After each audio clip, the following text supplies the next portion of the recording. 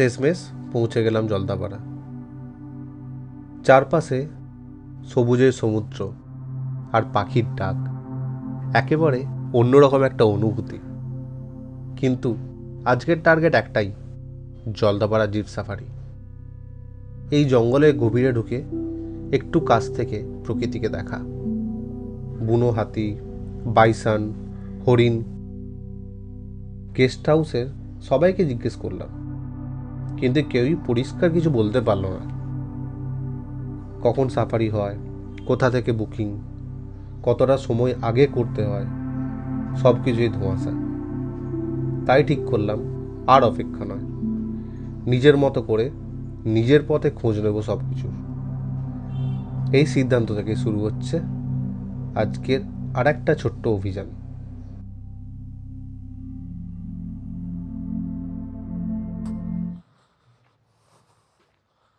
কাউন্টারে কেউ আছে এখন?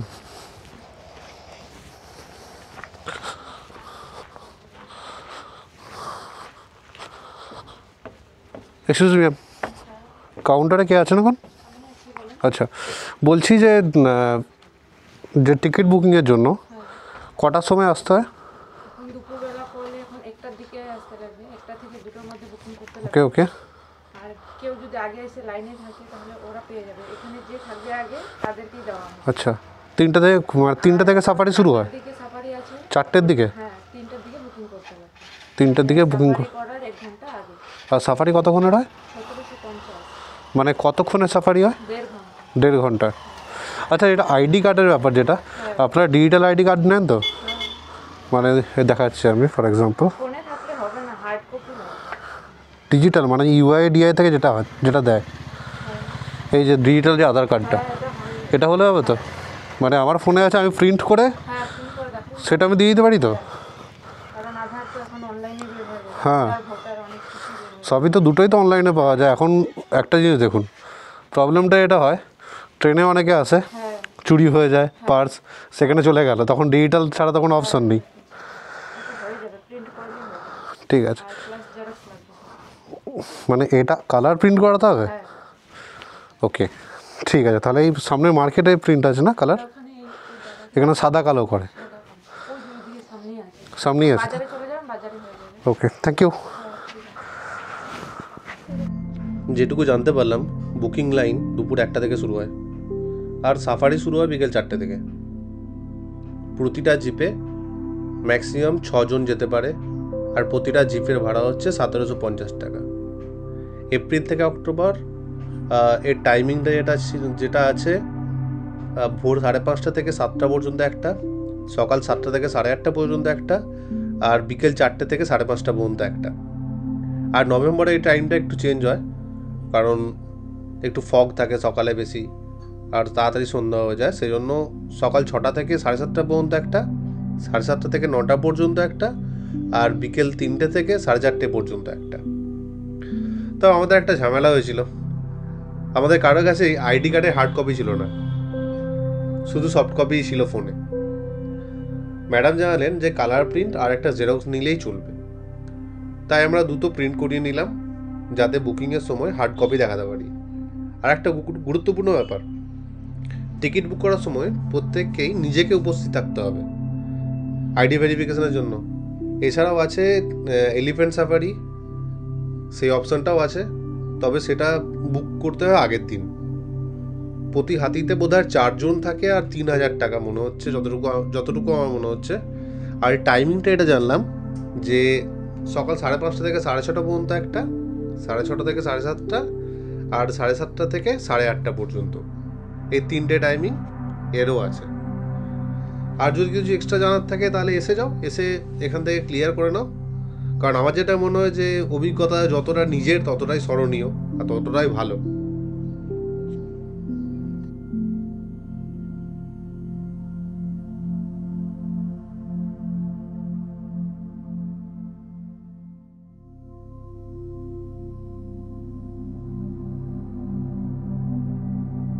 সব তথ্য জেনে নেওয়ার পর আমরা রওনা দিলাম হোমস্টের দিকে। একটু বিশ্রাম, একটা ঠান্ডা শাওয়ার, আর তারপর দুপুরের খাবারটা সেরে নিলাম আরাম করে। পেট ভর্তি দুপুর, মনে একরাশ উত্তেজনা। আবার শুরু হলো আজকের সবচেয়ে কাঙ্ক্ষিত যাত্রা, জিপ সাফারির দিকে এগোনো। জঙ্গলের ডাক যেন ঠিক তখনই আরও জোর করে কানে বাজতে শুরু করলো। এবার প্রকৃতির সঙ্গে একটা কাছের সাক্ষাৎকারের পালা।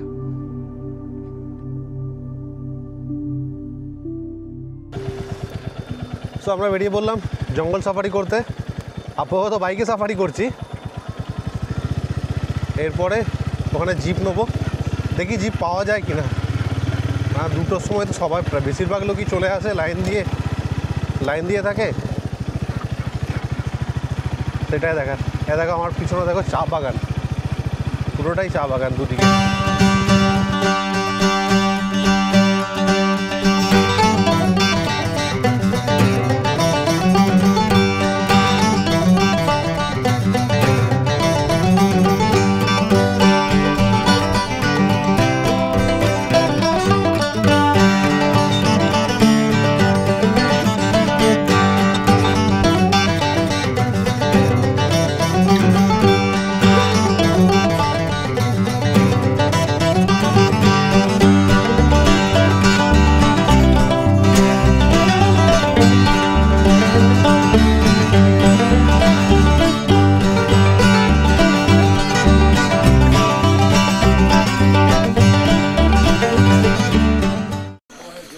তো আপাতত বুকিং হয়ে গেছে আমাদের। এবার এই যে সামনে দেখছো গাড়িগুলো, আমাদের হচ্ছে 2496, এই গাড়িটা আমাদের। তো বুকিং হয়ে 1750 টাকা নিল। শেষে আরেকজন শেয়ারে আসলো, যার 583 টাকা সে দিল। জঙ্গল কত সুন্দর আওয়াজ আসছে দেখছো। জঙ্গলে ঢুকতেই আশা করিনি যে ময়ূর দেখতে পাবো। রাস্তার ধারে একটা ময়ূর হেঁটে বেড়াচ্ছে। আর একটু আগানোর পর দেখলাম যে রাস্তার মাঝখানে একটা ময়ূর দাঁড়িয়ে। পুরো জঙ্গল থমকে গেছে, ডানা মেলে নিজের রঙিন রূপে মুগ্ধ করে চলেছে চারপাশ। বুঝেই গেলাম সে তার প্রেমের নৃত্যে মেতে উঠেছে, নারীর মন জয় করার চেষ্টা। প্রকৃতির সবচেয়ে চিরন্তর রূপ। একটুখানি থেমে তাকিয়েই রইলাম। এই দৃশ্য শুধু দেখার নয়, অনুভব করার।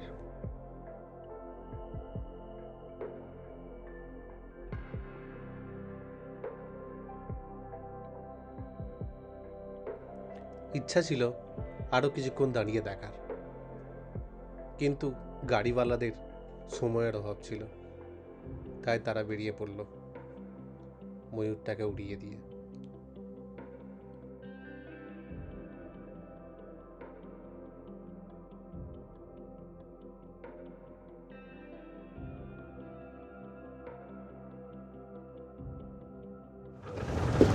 কি সুন্দর ময়ূরটা, লিটারেলি ভাগ্যের ব্যাপার কিন্তু এগুলো। অবশ্যই পুরোটা এতক্ষণ ধরে পেখম মেলে থাকা, ঘুরতে বললাম ঘুরে বললো। দেখো তুমি ময়ূর দেখতে পারবে, ঠিক আছে, কিন্তু এইরকম সিচুয়েশনে দেখতে পাবে না। অ্যাকচুয়ালি আমরা একটু ডিস্টার্ব করলাম ওদেরকে, ঠিক আছে।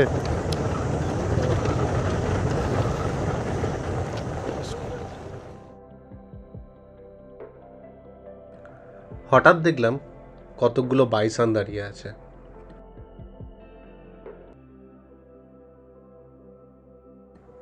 চটপট কয়েকটা ছবি তুলে নিলাম।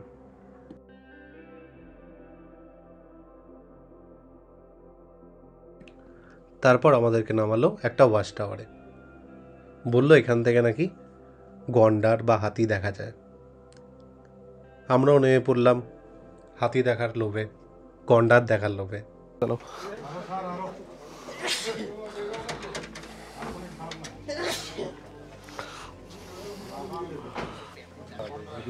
ওয়াচ টাওয়ার থেকে কিছু দেখতে না পেলেও আচ্ছা পেলাম ওয়াচ টাওয়ার থেকে যাবে না। এটা কি পাখি বলবো? এই যে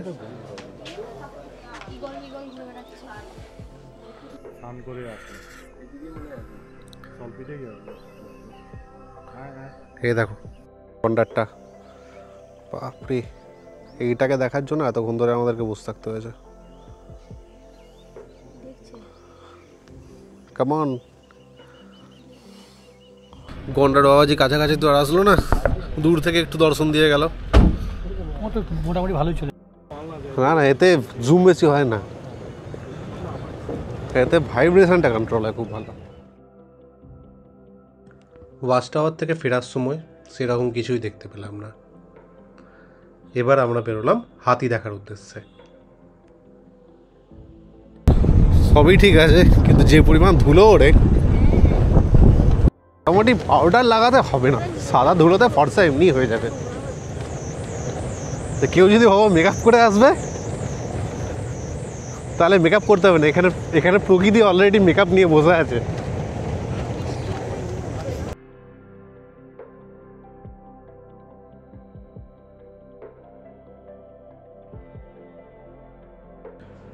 এখন আমাদেরকে নিয়ে আসলো আরও একটা পয়েন্টে, যেখান থেকে হাতির দেখা মেলে। তো সেখানে আসলাম, হাতির তো দেখা নেই, খুব দূরে একটা হাতি দেখা যাচ্ছিল।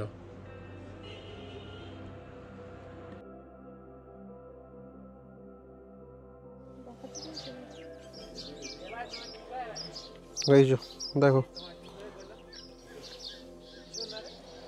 এই যে হাতি।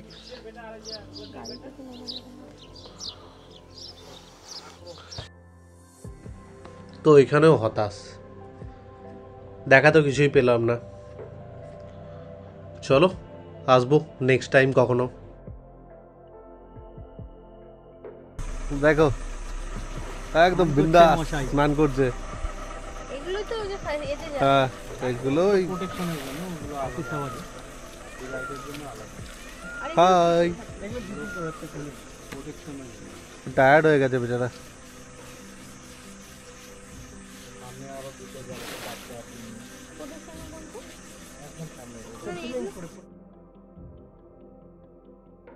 তো এত ঘুরে ঘাড়ে শেষ পর্যন্ত একটা জায়গায় এসে পৌঁছালাম। এই যে এই জায়গাটা,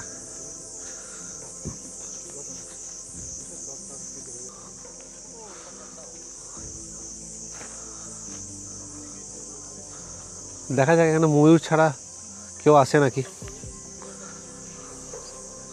সেই ময়ূর যদি পেখম তুলে ওখানে দাঁড়িয়ে আছে।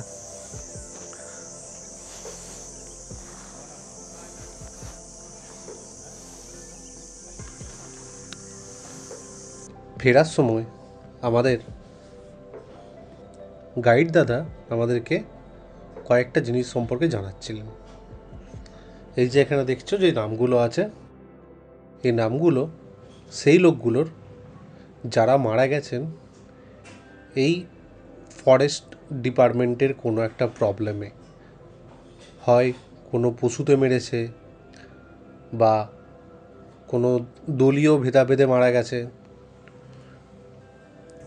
তো ওই জিনিসগুলোই আমাদেরকে বলছিলেন। দুইজনের মধ্যে মানে বিতর্ক হয়েছে, বুঝছেন তো। এবার তর্ক তো জানেন, আপনারও যেমন রাগ আমারও সেরকম রাগ। আপনি সরকারি কর্মচারী বলে কি আমার কোনো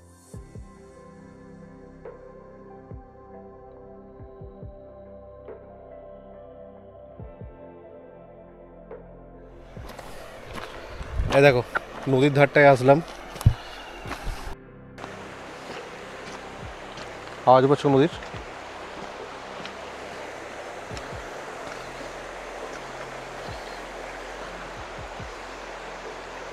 হ্যাঁ, নদীটা দেখো পিছনে। সন্ধ্যাবেলায় সুন্দর আওয়াজটা মুগ্ধ করে।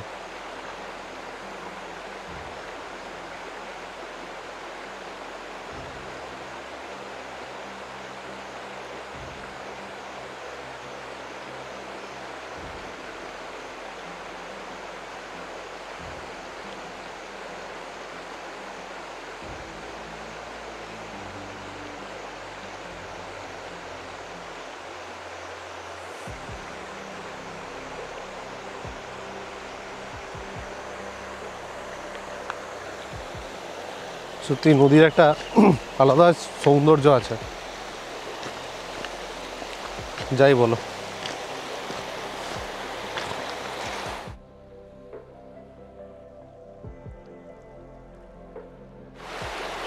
কত ঠান্ডা জল, জলটা কতটা ঠান্ডা।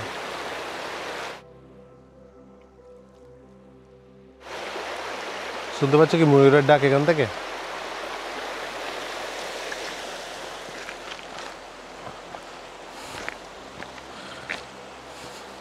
চলো ফিরে যাই, কারণ এখানে আমাদের হোটেলের মালিক বলে রেখেছে যে সন্ধ্যা হয়ে গেলে যাবে না, কারণ এখানে বাইসান বের হয়, গন্ডার বের হয়, তারপরে হচ্ছে তোমার চিতাবাঘ চলে আসে, ওই জন্য সাবধান করে রেখেছে। তো সন্ধ্যা হয়ে যাচ্ছে, সেই জন্য আর যাবো না।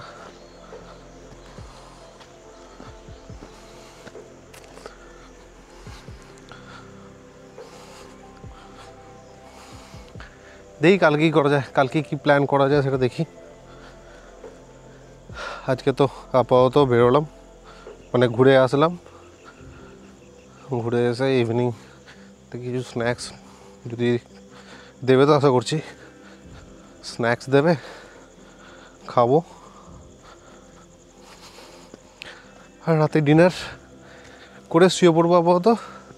কারণ কালকে সকাল সকাল একটু বেরোবো, বেরিয়ে দেখি কী করা যায়, কোথায় যাওয়া যায়, কি প্ল্যান করা যায় সেটা দেখি। ঠিক আছে, আজকে এই পর্যন্তই, দেখা হচ্ছে পরের ভিডিওতে। Till then, tata.